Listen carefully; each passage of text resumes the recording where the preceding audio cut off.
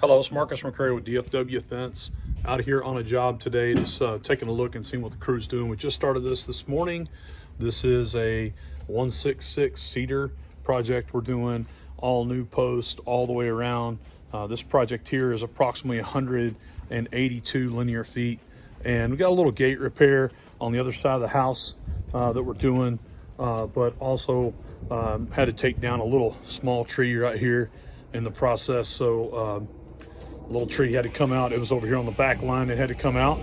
But over here on the other side, we're knocking out a simple gate repair. This gate was not going to work any longer for the client. So it had an older fence with an older gate. And back here, we're framing that up. Frame should be coming from a V pattern from the hinge side.